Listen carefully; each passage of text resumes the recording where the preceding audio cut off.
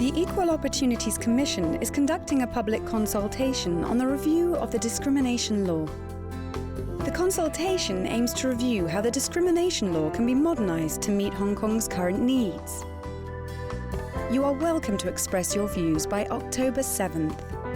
Copies of the consultation document are available at the Commission's office and website and the Home Affairs Department. Join us to promote equal opportunities. This is deadly pole-to-pole! Whoa! Go, go, go! It's pulling him right into the coral! It's a magnificent sight! Yes! So close! No, he got my pole! Sunday, deadly pole to pole at 8 on Pearl. Hong Kong Squash Open 2014, live Saturday and Sunday afternoon at 4 on Pearl.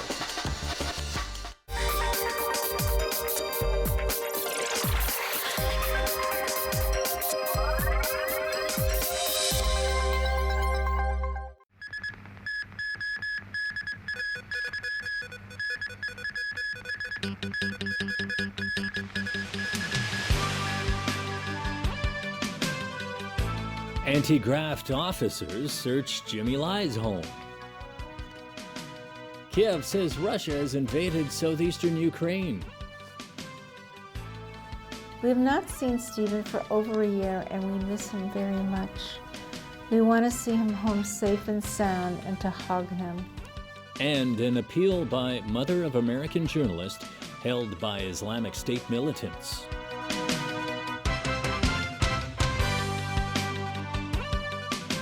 Good evening. Thanks for joining us. The ICAC today searched the homes of three people, including Next Media chairman Jimmy Lai and the Labour Party legislator Lee Chuk-yan.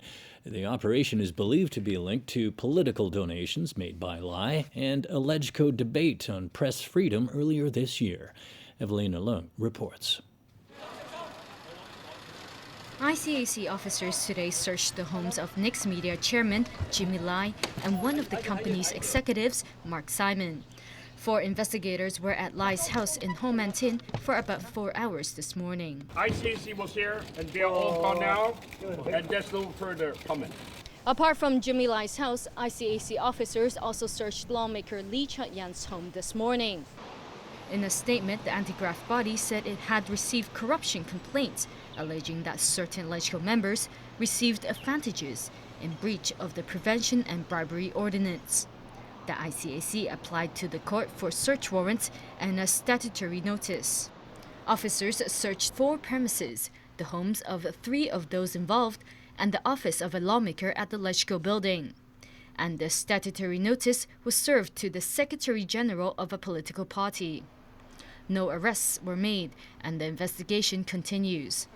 Lee Chuk-yan earlier acknowledged he had received $1.5 million in donations from Lai on behalf of the Labour Party. Lee said today the ICAC investigation relates to Lai's donations and the LegCo debate on press freedom back in January. He said his party safeguards freedom in Hong Kong and is surprised how that's linked to the donations. During that debate, Lee cited rumors that Chief Executive Leung Chun-ying threatened not to attend the Hong Kong Marathon unless the organizer, Standard Chartered, pulled its ads from certain media. The Next Media chairman had previously admitted that ads had been removed from his newspaper Apple Daily, and that has resulted in significant losses. Others who have or said to have received political donations from Lai, including lawmakers James To, Alan Leung and Claudia Mo, said the ICAC has not contacted them. Mo said the timing of the investigation is suspicious. She also believes the saga involving political donations amounts to political persecution. Evelyn Lang, TVB News. In Beijing, Hong Kong NPC delegates say they don't expect any amendments to Beijing's draft framework for political reform. Sources say most of the reform proposals put forward by Hong Kong political parties will be thrown out. Diane To has more. More group discussions were held this morning at the Great Hall of the People. Local NPC deputy Maria Tam, one of 12 Hong Kong members invited to sit in on the week-long meeting, said no one in her group suggested any amendments to the draft. She said the most important message she got from the talks was that Beijing sees Hong Kong's one country, two systems policy and the issue of universal suffrage not just from a procedural point of view, but from an overall national policy-making perspective. Zheng Yutong, another local member of the NPC, said he expects no amendments will be made to the draft framework, details of which have been withheld from the public until they're finalized on Sunday. Sources say the framework will throw out most of the reform proposals put forward by Hong Kong political parties, except the ones by the Federation of Trade Unions and the Rural Council, Heng Yi-kuk. The FTU has proposed that the number of nominating committee members could go up to 1,400 from the current 1,200. But Zheng, who's honorary president of the FTU, was hesitant about the increase today. If you change the number, it'll be much more complicated, he said. I personally prefer not increasing the number. Here in Hong Kong, as pro-democracy groups discuss their next moves in anticipation of Beijing's framework for universal suffrage, pro-establishment lawmaker Zhang Yuxing insists the contents of the framework are not the final proposals. Let me stress, those are not the political reform proposals. It is up to the SAR government to work out together with all the stakeholders, including all the political parties in the Legislative Council, an acceptable proposed method for electing the chief executive in 2017. The proposals are not, well, they're not there yet. They're simply not there yet. Zhang reiterated his concern that it would be very damaging to Hong Kong if constitutional reform fails to pass in LegCo. Diane To, TVB News. Overseas now, Ukraine's president says a Russian invasion is underway in southeastern Ukraine. A pro-separatist counteroffensive is erasing any optimism after this week's peace talks between the leaders of both countries.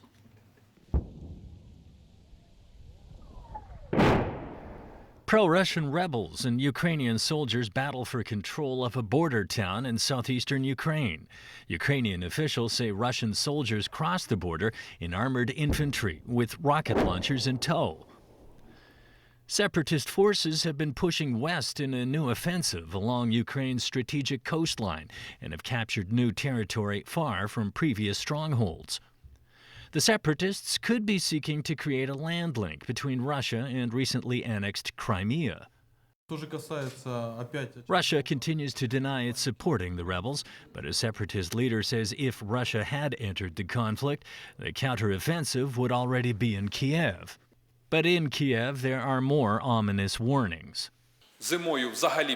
Ukrainian Prime Minister Arseniy Yatsenyuk claims Russia is planning to cut off gas supplies to the European Union.